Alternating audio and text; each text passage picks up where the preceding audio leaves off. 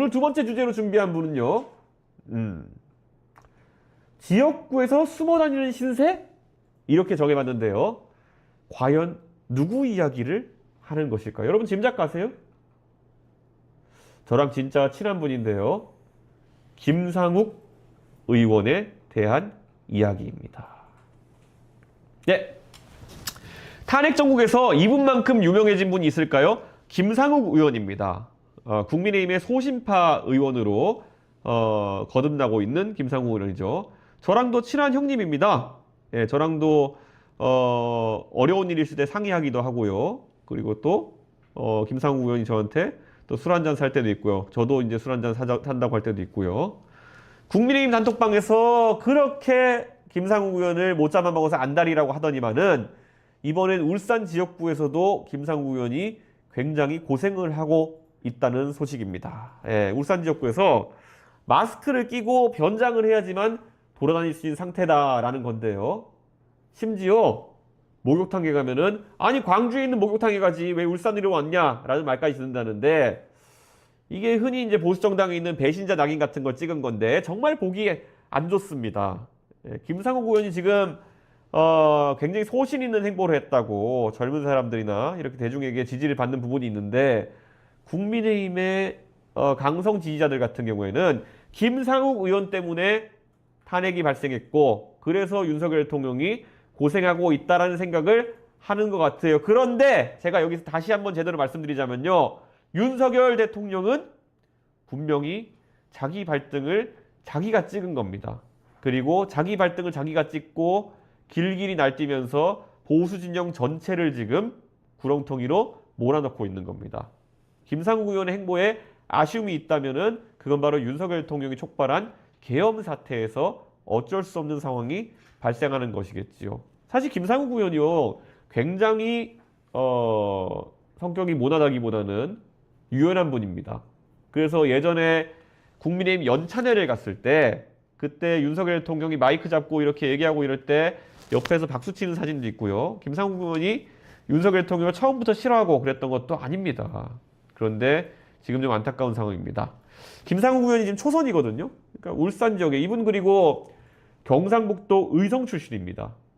의성인 출신이고 의성이면 대구 바로 위잖아요. 군위 의성 이런 데가 대구 바로 위인데 김상욱 의원은 또 대구에서 학교를 다 다녔기 때문에 어떻게 보면은 국민의힘이란 당에서 TK 출신 성골 젊은 정치인으로 성장할 수 있는 기대주였는데 지금 김상욱 의원 후원회까지 거의 해체될 지경이고 김상욱 의원이 원래 김상욱 의원이 일하려고 울산으로 이주해가지고 법무법인에 이제 운영했는데 지분을 다 정리한 상태예요. 국회의원 됐으니까. 그런데 김상욱 의원의 법무법인에는 일감이 안 들어와가지고 지금 그 법무법인을 유지할 수 있겠느냐 그 존폐기로 했었다는 겁니다.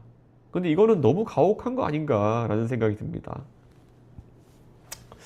상욱이 형이 저보다 5살 위니까 80년생인데요. 이 김상욱 초선 의원 이렇게 배척하는 모습 보이는 거 사실 강성지지층 입장에서는 또 배신자 담론을 씌울 수 있는 그런 대상을 하나 찾은 거겠지만은 김상욱 의원의 행동이 용기 있다고 생각하는 더 많은 사람들의 표심은 잃게 되는 거 아니냐라는 지적을 할 수밖에 없지요. 예. 김상욱 의원이 얼마 전에 100분 토론에 출연해가지고 했던 말이 있습니다. 잘못된 명령을 거부하는 것이야말로 진짜 용기다라고 했는데 사실 이게 서글픈 게 이거는 언젠가 윤석열 대통령이 청문회장에서 했던 말 아닙니까? 사람에 충성하지 않는다는 말이 지금의 윤석열을 만든 말이고 2013년 국정원의 대선 개입 의혹 그때 수사할 때 윗선의 외압 의혹에 맞서가지고 소신을 관철했다 이래가지고 윤석열 대통령이 스타 검사가 된 거 아니겠습니까? 근데 그 스타 검사가 돼가지고 결국에는 박근혜 국정농단 수사를 하고 문재인 정권 시절에 중앙지검으로 검사장으로 바로 발탁돼가지고 중앙지검장을 하고 그 다음에 계속 승진으로 검찰총장까지 올라갔던 그런 길을 걸었던 거 아닙니까? 어쩌면 윤석열 대통령이 했던 것과 비슷한 일을 한 건데 한 사람은 대통령 만들고 한 사람은 배신자 만드는 게 이게 정의로운 일입니까? 저는 그렇지 않다라 생각하는 거죠. 사실 국민의힘 의원들 108명 정도 전체 방 말고도 막 계파별로 방이 많다 그래요. 그런데 김상욱 의원은요, 그 계파별, 관심사별, 그룹별 방 어디에도 속해 있지 않다는 겁니다.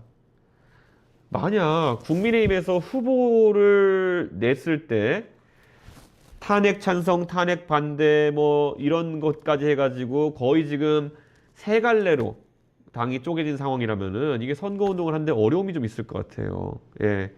탄핵 찬성파 지금 보면은 61명이 반탄핵파 예. 정도 되고요. 20명 정도가 친한동훈계 방 정도로 이제 나뉘어지고 있다고 하는데요. 사실 60명의 탄핵 반대, 20명의 탄핵 찬성, 그리고 나머지 한 20명 정도가 중립 성향으로 해가지고 세 갈래로 나눠 있다고 당 지도부 관계자가 얘기했다고 하는데요.